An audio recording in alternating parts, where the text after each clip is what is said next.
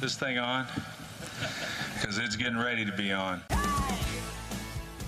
Hello everybody and welcome to Bell Ringer. My name is Greg. Your guest name today is Royce Woods. He heads up the Beverly Gray Business Exchange Center on Buffalo's east side. They're helping minority and women entrepreneurship foster in our economy. Super important work. Royce is a super impressive guy. We talk about Beverly Gray, the namesake of the building. We get into our entrepreneurial ecosystem. We pretty much talk about everything. Royce is a classmate of mine in Leadership Buffalo and a super great guest on this podcast. Hope you guys enjoy. Thank you so much for listening. So, for those that don't know, what is the Beverly Gray Business Exchange Center?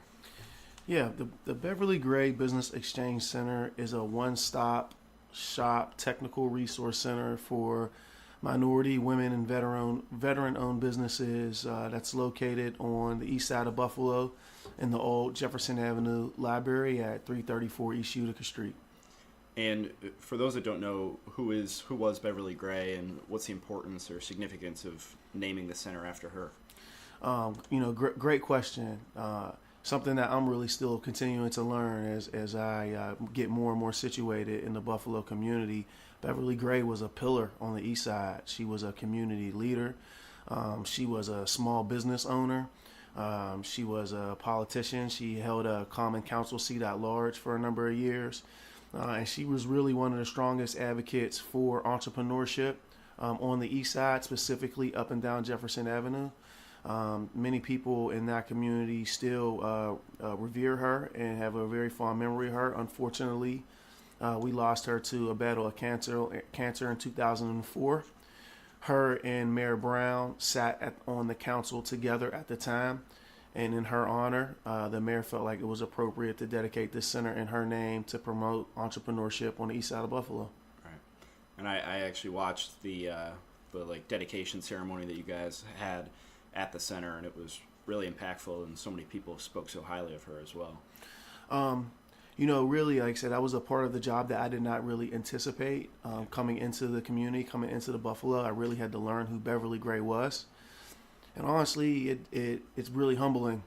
It's really humbling, but it's also a level of expectation that I take very seriously to maintain her name and her honor and her legacy through promoting this hope through entrepreneurship on the east side of Buffalo. And you mentioned the facilities in an old library, adaptively reused. We've talked about that a lot on this podcast, how adaptive reuse has been a big part of Buffalo's renaissance. How important do you think it is to the east side of Buffalo, and just to have your presence not only on the east side, but in that building, and the significance of that? I think Buffalo is at a really pivotal point, and I think it has been. And I think one thing Buffalo's done well over the last 10 years is adaptive reuse these old properties into productive community assets. And I think the Beverly Gray Center is a great example of that. The exterior of the building is absolutely beautiful. I know the mayor was very adamant that a resource center like this get put on the east side specifically, as a lot of members of that community utilize public transportation, and it's very challenging to access some of the other business resource centers across the city. So we wanted to put one in the community, headquartered in the community, so it was easily accessible. We're really proud about being on the corner of Jefferson and Utica. There's a number of partners and other small businesses that are in the center with me and surrounding me that we're really hoping to turn the corner of Jefferson and Utica and kind of the headquarters of minority and women business in the city of Buffalo. So what kind of assistance do you guys offer to businesses coming to you for support? Yeah, good question. We right now provide 4 primary lines of service. The first service we categorize as startup and launch assistance, which really entails analyzing a business plan if you have one, helping you complete one if you don't, and really getting into the nitty-gritty of the financial projections, putting together financial projections. The second service really builds on the first, because the point of really developing the business plan is to solicit funding. So the second service that we provide is identifying and helping our clients secure funding, whether it be from a traditional bank or a non-traditional funding partner. The third service that we provide is assistance with the MWBE city, county, and state application process. Both applications are very tedious, and we provide anywhere from 5 to 8 of technical assistance hours in preparing that application, as well as prepping clients for the interview process for the city, county application certification. And lastly, we do a number of networking and matchmaking services. We have a great partnership right now that we are developing with a lot of the large anchor institutions to supply local minority and women entrepreneurs directly to them for contract opportunities. And you kind of hear on the macroscopic level, even like the federal conversation about the importance of helping support minority and women entrepreneurship and how important that is to kind of rising all boats and leveling the playing field. Just in your own words, why do you think it's so important, and how is it valuable for Buffalo? The MWBE certification, both at the city, county, and the state level, are really vitally important to including and developing Buffalo into inclusive economy. A few years back, the mayor was adamant and passed this opportunity agenda, was put into place the requirement for these MWBE goals on any project that was taking public money. It created an environment in which large contractors now, working with a local small MWBE is really at the forefront of their mind. Creates a lot of opportunities for smaller entrepreneurs, small community-based entrepreneurs, and businesses that are either women-owned or of color. There's still a lot of work to be done within that MWBE space in regards to how the applications are processed and how these businesses find those opportunities. But the requirement in requiring participation at the MWBE level is a move in the right direction.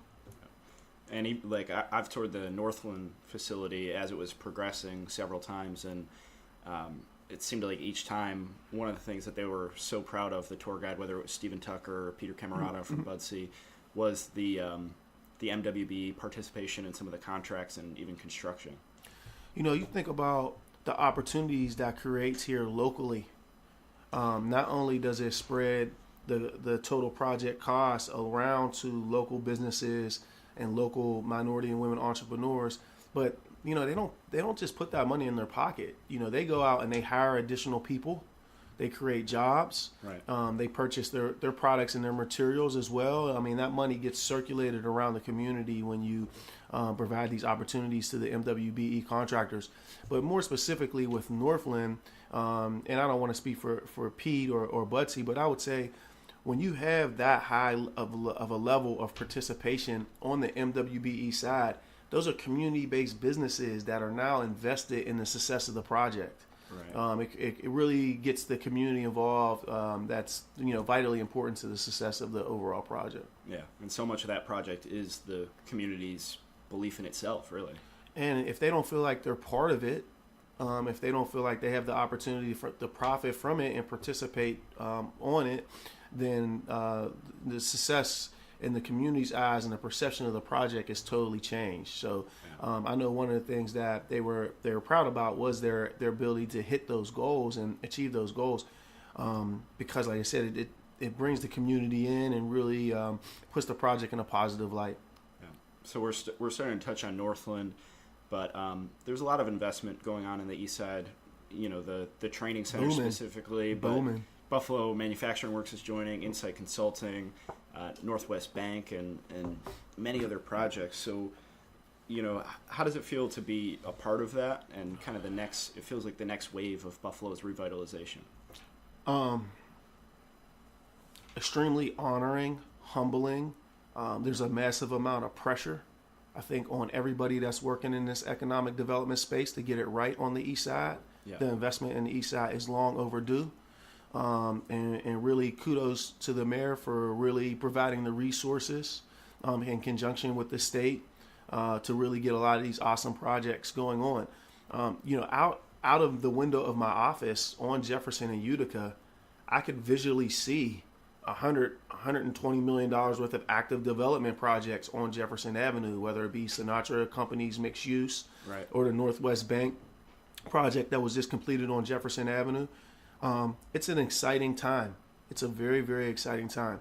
I also utilize it to say, like, this is an awesome time to be in the community and to be an aspiring entrepreneur, or to have a small business, because of the plethora of resources that are being made available to you, to take advantage of the growth, specifically on the east side of Buffalo.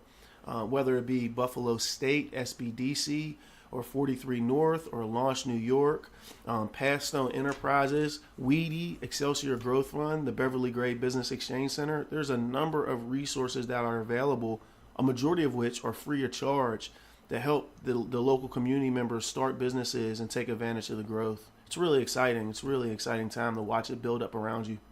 Yeah, and just, I forget, maybe it's last year or the year before, Entrepreneur.com named Buffalo the second most booming startup ecosystem. And, 43 North is obviously out in the media a lot and gets a lot of play, but it is some of that smaller investments like Weedy. We had Ben Bissell here, and now the Beverly Gray Business Exchange Center coming online. I've worked in economic development and really business consulting in a number of different cities across the country, in Pittsburgh and Atlanta, the DC market, some time in Philadelphia. I've never seen in my career as many entrepreneurship resource type of partners working together for one specific neighborhood. The power and the collaboration between the partners right now, I think, is awesome. And I think that just given the industry that we work in, it always takes a long time to see change. And I think 3 to 5 years from now, you're going to see a robust, inclusive economy really thriving on the east side that every member from that community has the opportunity to participate in. Yeah. And so you and I are in Leadership Buffalo together, and we've done a couple day sessions, and something I've taken away from each of them is often, resources exist, but it's sometimes difficult to leverage those because they're somewhat siloed or spread out or not marketed well enough. You talked about kind of the 4 pillars of your offering and the importance of being on the east side and being near public transportation. You're out in the community a lot, speaking to a lot of people. How has the response been so far to the Beverly Gray Exchange Center? Initially, really skeptical. To be totally honest with you, understandably so. I think we are working in a community that has been traumatized by the lack of economic investment for generations. The lack of segregation within the city has really impacted the community, in which they're very skeptical initially. We opened the doors to the center in January. We've serviced nearly 100 entrepreneurs as of the end of this month, as we were putting together our program impact report for the month of April. And really turning the corner there as people really start to realize that the Beverly Gray Center is real, that it's legitimate, that we have the most positive intentions, and the resources that we are saying we have are really available and able to be dispersed into the community. So the general feel now moving into the spring and summer is one of excitement. Right. And that's, we mentioned Steve from Northland when they were launching. I think he kind of had the same sentiment. He was met with skepticism, and then they opened the doors. He went door to door talking to people and making sure the community felt involved. And now there's so much optimism around there. And I think in the next couple of weeks, they're graduating their first class of students.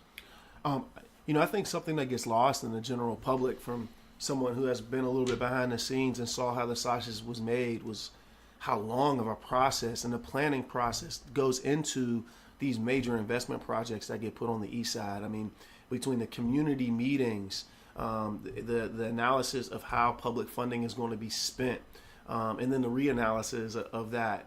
It's years in the making, both the Beverly Gray Business Exchange Center and Northland. And really excited that both of which are up and running now. And I don't think you're going to see an impact in 3 months or 6 months. I think 3 years, 5 years, the impact that these organizations are going to make on the east side are going to be clearly apparent. Yeah, something we talk about a lot as we attract businesses. It's not always chasing the home run.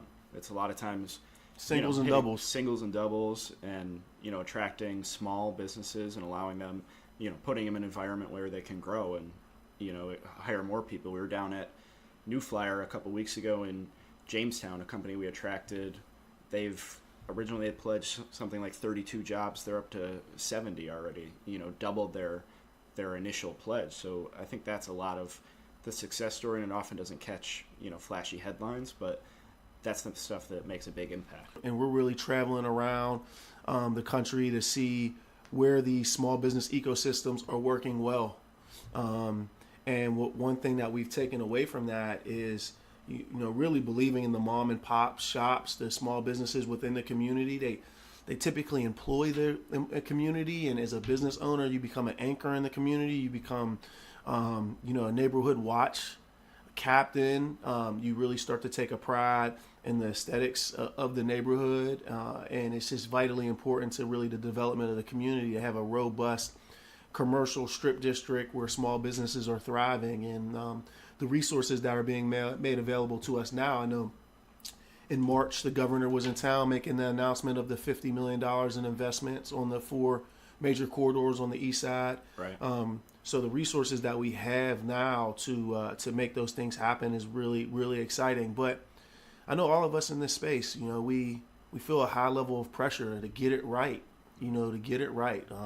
We're being blessed with these resources now, and we want to make the community proud of what the outcome is.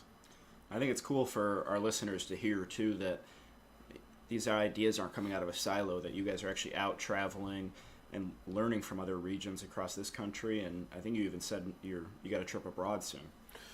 Yeah, I was given the opportunity through the Ralph Wilson Foundation to travel with a group of individuals here from Buffalo that are working in similar spaces. The Community Foundation, Local Initiative Support Coalition's Buffalo office, representative from the city of Buffalo.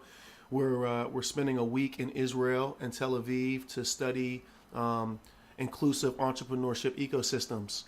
Jerusalem specifically has been able to create more high-value startup companies than anywhere else in any other country in the world, despite the country only being 60 or 70 years old and having fought 3 major wars in the last 12 years. Mm-hmm. So conflict is all around it, and there's a lot of obviously that sets a certain tone over the country, and despite that, entrepreneurship is thriving. Venture capital money continues to grow despite the economy being somewhat stagnant over there, and we're going to find out why. We're really hoping to utilize this trip to get some best practices and to bring them back home and put them in place. So I want to give you an opportunity to talk about a success story or two, so people get the impact anecdotally of how real this is and the impact you're making. So do you have kind of like a favorite story, or someone that you've helped? I know you've only been open for a couple months, and it'll take, like we've said, 3 to 5 years to see the big impact. But yeah, I mean, one of my favorite clients is an organization called Trace Asset Security Services. They're a small minority-owned security, armed and unarmed security service. Both the husband and the wife who own the organization are both police officers with the NFTA, and I believe Mr. John Sanders is retired from the Buffalo PD and started the security firm.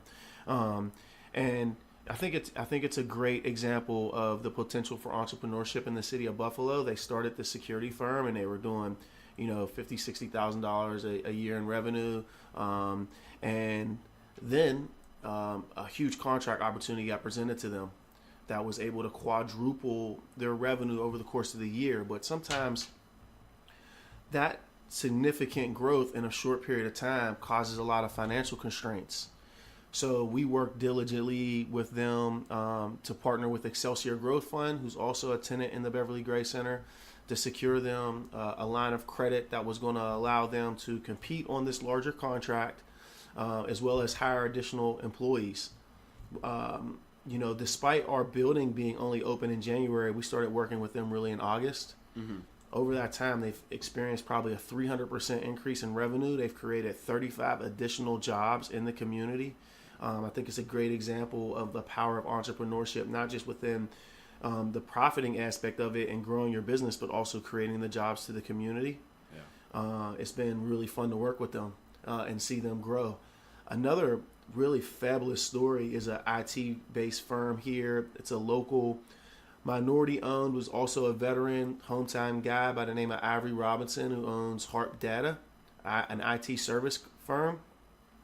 Ivory was born and raised in Buffalo. I think he moved to D.C. for a couple years, identified the opportunity back in his hometown. He's been back home now, I think, 3 years. His company is growing at 700-800% a year. Yeah. Just as a small IT-based firm, I think he might be up to maybe 24 people now, employees here locally, and really growing and thriving within the IT space. He gets a lot of support from a lot of the anchor institutions around here who want to work with such local small businesses, and it's really exciting to see. All right. Well, that's great. Great news that's coming out of the Beverly Gray Center, and we're super lucky to have you guys up and running and have you, kind of at the helm over there. So before I let you go, we have a couple quick Blizzard round questions. Okay, for you. I've heard these from listening to the podcast before, so I'm ready. You cheated. You prepped. If you were a flavor of ice cream, what would you be? Chocolate chip cookie dough. Book or TV show that you'd recommend? Book or TV show that I would recommend, I would say Netflix documentary called Losers. Okay. Text or phone call? Phone call.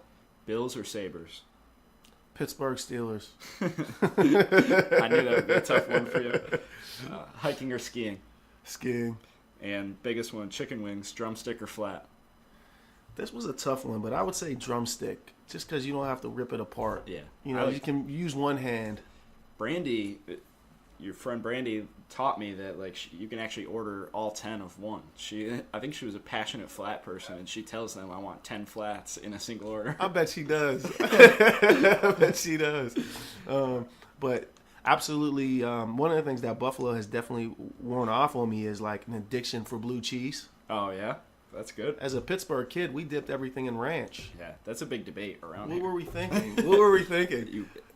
You weren't thinking of blue cheese. So it's hard for me to develop the Bill Sabres loyalty, but the blue cheese stuff, you guys got me. I'm committed. Well, we're going to play good this year. The Bills are going to be all right. We just got out of the draft, so maybe we'll convert you a little bit, or we can be second favorite team, something like that.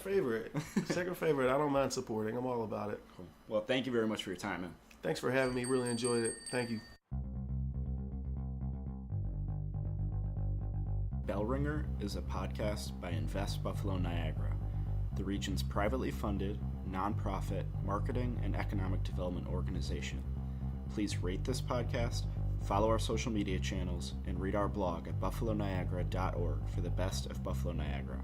Come grow your business with us.